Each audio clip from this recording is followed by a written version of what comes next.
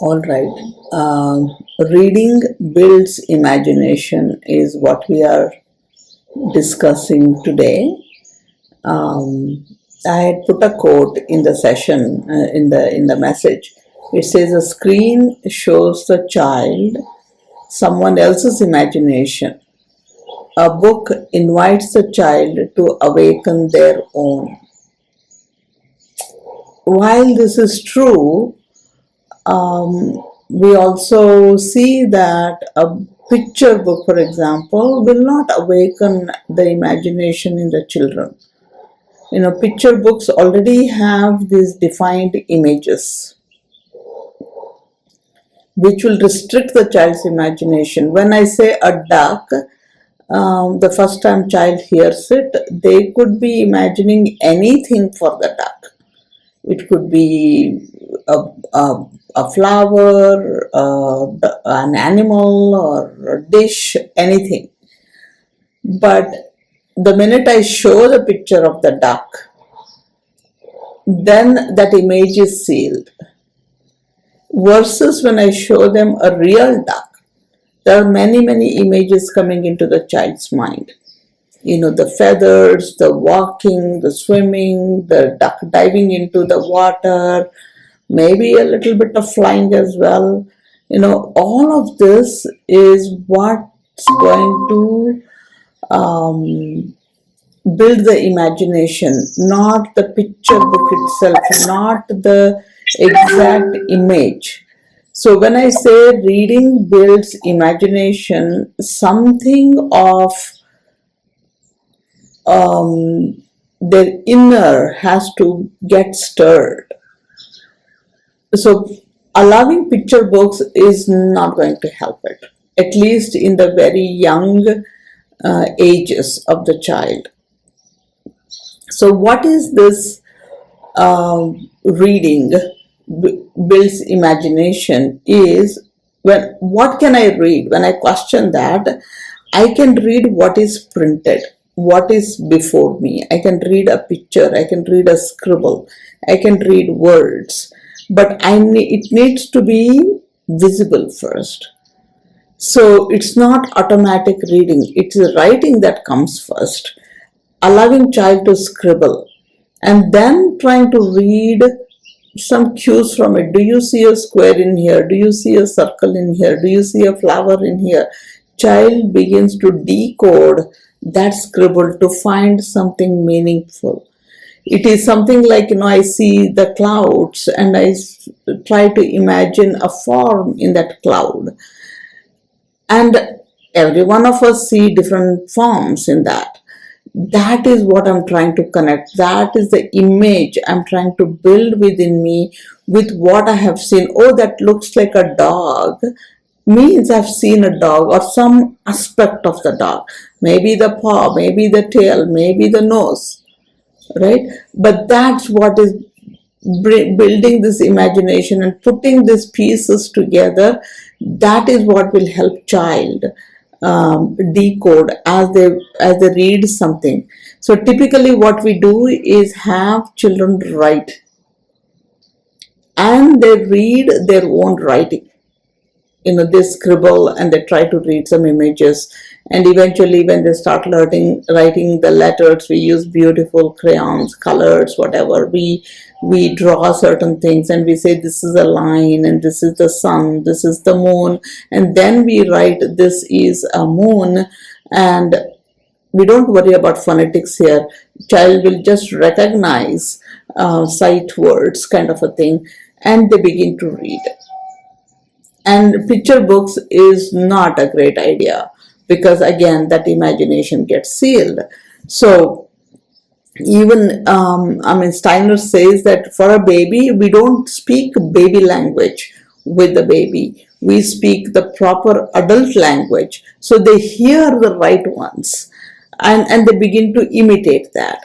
Similarly with reading, when we begin to read to the child or speak to the child, if child is, let's say, 4-year-old, we read to them something at a 6-7-year-old level. where I'm setting a higher benchmark, not pressurizing them, but building that environment where they also see a real image of whatever I'm talking. So if I'm talking about a duck, they also see a duck in the neighborhood. If I talk about a dog, they begin observing the dog. So things like that, where they start imagining. And later on, if I say a giraffe, they may put a dog's tail and the duck's feet together to make a giraffe, until they see a real giraffe and they say, oh, this is how it is. So that is how the imagination builds. Imagination is when they become one with reading, one with listening. They can imagine anything that they want, which is perfectly fine. Initially, they will not be able to verbalize it, but then slowly, with time passing, we will be able to use the words, the concepts, the ideas to build our own images. Building our own image is what we talked yesterday. It's building the neural path. It's because we don't really know where the imagination is going, so it will touch different parts of the brain. And it's like the sensory nerves, the motor nerves, because when I feel that there is a dog coming to me, I might be tempted to go feed it, I might be tempted to go touch it. So all these sensory regions of my brains get activated. When a dog will kind of come very close to you suddenly, then you're startled back. Initially, the child would not know what to do. You have seen many reels where the child will just stand there and start crying or something. But later on, again, the repeated actions will ensure the child is at a safe distance or begins to run away, which we all do as adults because those things have repeated. The emotional circuits get built. Get close to somebody, don't get close to somebody, pet a dog, don't pet a certain dog, or things like that. And this is building the memory. This is what the repository we are building in our brain, the connections. Because later on I can map. When I now talk about a black dog on the street that was chasing and people were running, and you can imagine all of this. But someone who was given a direct book, who started reading with set images, and if they've never seen a black dog, it becomes very difficult for them to imagine it. It was in the beginning for me when I saw black cows. We were used to seeing black buffaloes, but cows were typically brownish and beigeish around where we lived, and suddenly you see this new breed with black skin or white patches on it. It's like, oh my god, this is so different. It takes a while to adjust. So again, whatever I am basing out of it is from my memory repository, and that is where we need to give a rich, abundant variety to the children in the beginning stages. That is what is imagination. Then they put one and one together to build a totally different system.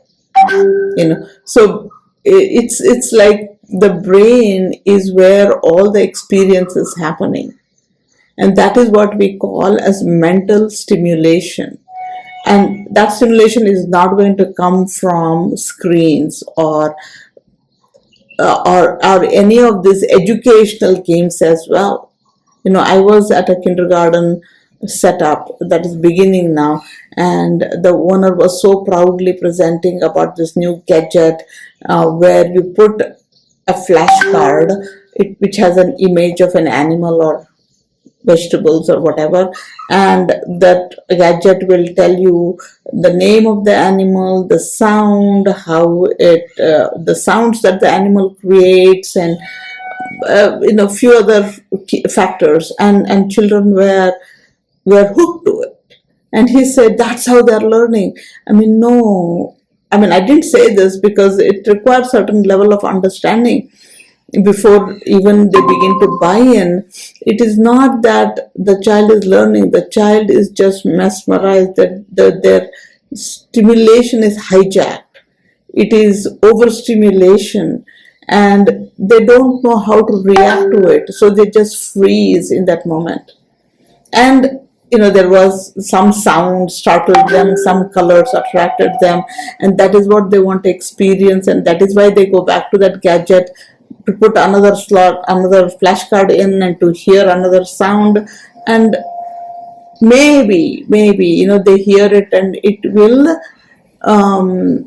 register, and it appears that they are learning, but it is dark. It is not definitely building their imagination.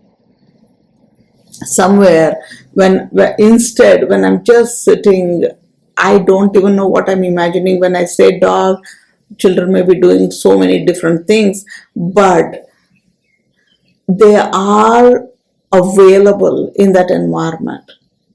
And when that happens, I become the co-creator of the experience. I imagine dog to be something else, but when I really see a dog, oh, this is not how I imagined. Then they have a new image now. The next time they have a comparison. Is it that kind of a dog or is it this one? So that kind of unfinished images, openness, because it was their experience, to not come to conclusion, they remain open. They can imagine, and then they wait for the image to come, and then they have some comparison to do, and that is when they create another image. So somewhere, when I'm looking at a screen, when I'm looking at a book, picture book, I'm giving a finished image according to my imagination of whoever created it, not what a child can imagine. But when I'm reading a book, or telling a story to the child, there was a jungle filled with tall trees with broad leaves, and they are like, they may not be able to comprehend depending on what level of reading you're doing, but they know it's something big. How big is the child's imagination? So they may imagine big is, let's say, the present mango tree, which grows up to 30, 40 feet high. But when they go into coconut farm and they look at the straight thing going all the way up to 60, 70 feet, they're like mesmerized. And that is what hooks us. That mesmerization gives that feeling of dopamine that addicts us. So that addiction is, I want to be out in the nature, I want to look at the sunrise every morning, is coming from the imagination and not from seeing an image of the sunrise, the ready image of the sunrise. It doesn't stir in us anything. So somewhere, when I give reading to the children, I need to give material so they can imagine whatever they want. Best thing is to keep many different kinds of books. Maybe you can have images also, but have image differently, not associated with the picture books. Many of the parents tell me, and I have experienced it too, picture books, there is a large picture and a small sentence underneath, and children begin to recognize, and they just say words, and it appears to be in alignment. So I assume the child has started reading already. But when they come to second grade, third grade, they're unable to read. So somewhere, if I can read a little bit and imagine and make myself rich in images, the mental images, eventually I'll be able to use the different parts of the brain, connect it very well to comprehend situations, to analyze situations, and then come to an appropriate decision and foresee the problem. And foresee the solution too, or alternates to the solution. That is what helps. The imagination is what helps us in this. So I'll leave it open now for any of the questions that you may have.